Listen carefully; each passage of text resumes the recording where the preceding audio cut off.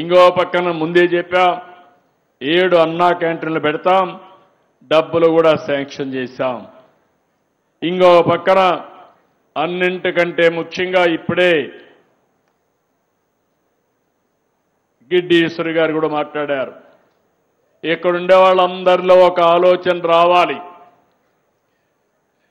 ఏదైతే మొట్టమొదటిసారిగా GOMs number 275 ఇది ప్రారంభం. అంతవరకు గిరిజనుల యొక్క ప్రాంతాల్లో టీచర్లు కానీ ఉద్యోగస్తులు కానీ రిజర్వేషన్లు లేవు. ఆ రోజు చదువుకున్న వాళ్ళు కూడా లేరు. ఇది 5/11/1986 నందమూరి తారక రామారావు గారు ముఖ్యమంత్రి.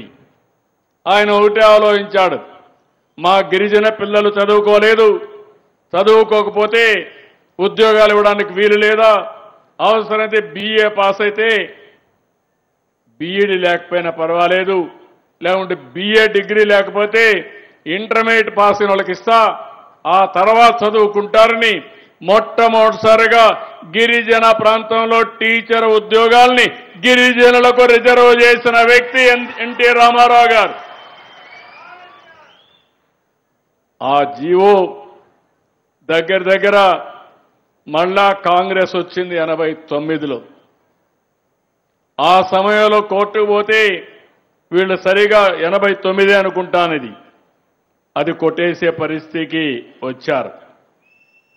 నేను మళ్ళీ 1/1/2000 దగ్గర మీరు గుర్తుపెట్టుకోవాలి, దానిపైన ప్రత్యామ్నాయ జీవో ఇస్తే అక్కడి నుంచి 98లో సుప్రీంకోర్టులో మళ్ళీ లేనిపోని సమస్యలు వచ్చాయి. నేను వస్తానే ఆలోచించాను. ఆ రోజు ఆలోచించి 100% గిరిజన పిల్లలకే ఇక్కడ ఉద్యోగాలు ఇవ్వాలని రాజ్యాంగంలో ఉండే 5th షెడ్యూల్ 5.1 ఆధారంగా ఇస్తూ అందులో 33% ఆడబిడ్డలకు కూడా రిజర్వేషన్లు కల్పించాను.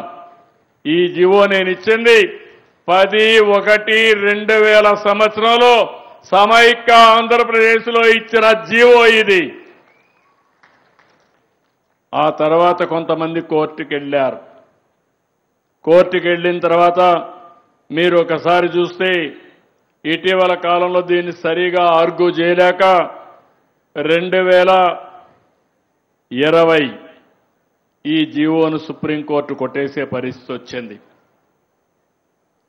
22 ఏప్రిల్ 2020 5 మంది జడ్జిలు సుప్రీంకోర్టులో ఈ జీవోను కొట్టేశారు. కొట్టేసిన తర్వాత మళ్ళీ మొదటి తీసుకొచ్చారు. 4 సంవత్సరాలు ఆ రోజున్న ప్రభుత్వం నిద్రపోయింది.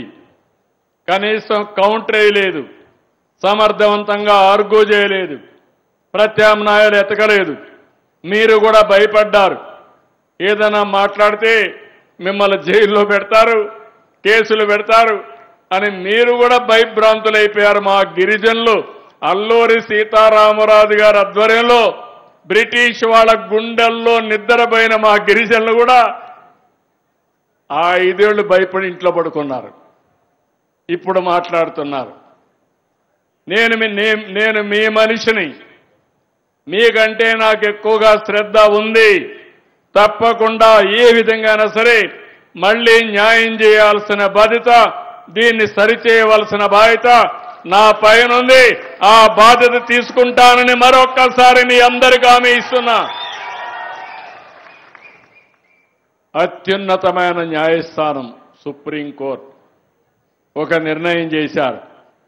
అయితే మన వాళ్ళు కొంతమంది మొన్నే నేను అడిగితే ఇలాంటి సందర్భాల్లో ఎక్కడ ఏం జరిగాయని ఆలోచిస్తే 2-3 సందర్భాలు జరిగాయి.